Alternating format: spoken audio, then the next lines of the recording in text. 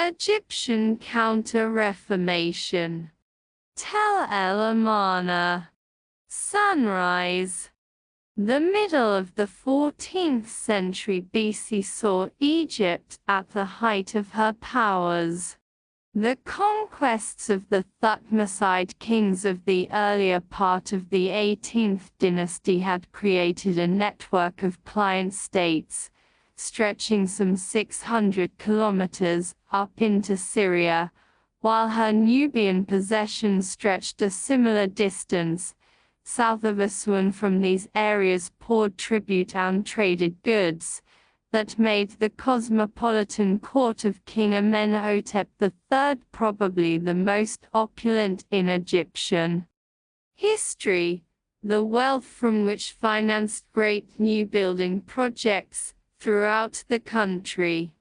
These included major sanctuaries far into Nubia, now a formal viceroyalty stretching beyond the Fourth Cataract.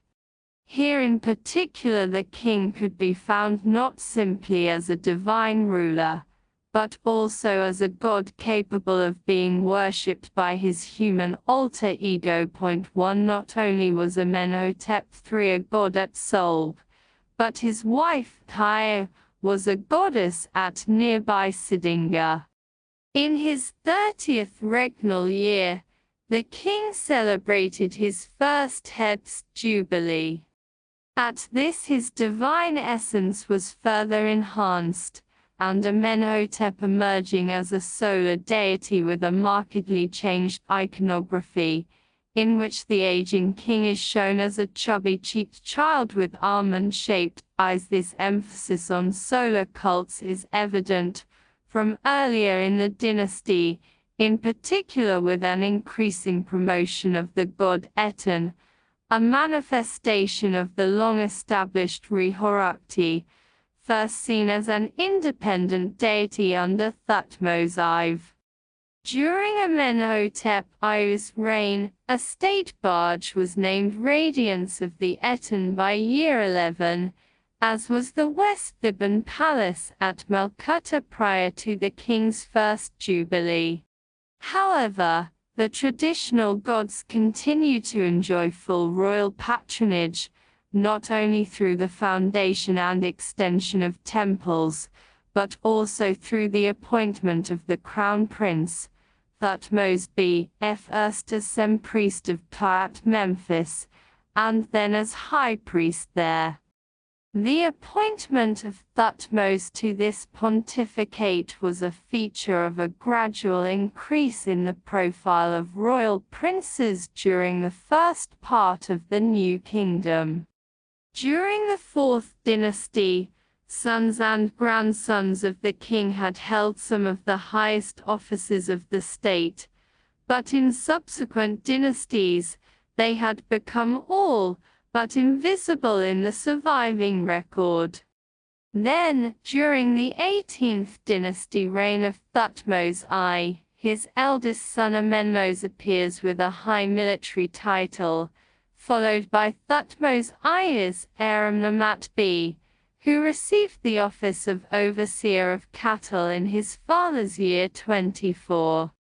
A king's son Amenhotep B/C became Sem-Priest of Ptah under either Thutmose III or Amenhotep II, and under Thutmose IV, a king's son Ahmose II, functioned as high priest at Heliopolis.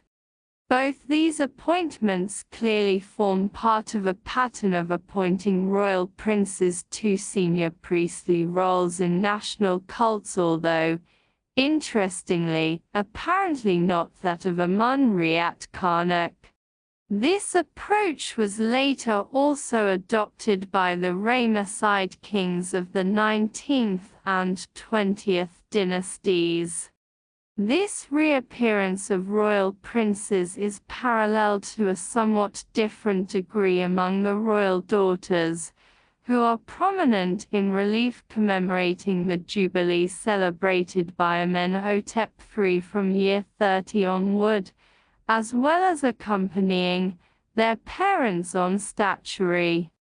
The royal sons are not, however, found in such contexts, and thus a second son, Amenhotep V, is known only from a seal impression from Amenhotep I's palace complex at Calcutta. It was this son who succeeded to the throne as Amenhotep IV, Thutmose having died prematurely, possibly around year 30, as is suggested by a cryptic contemporary graffito that could be read as recording the formal nomination of a new heir in that year.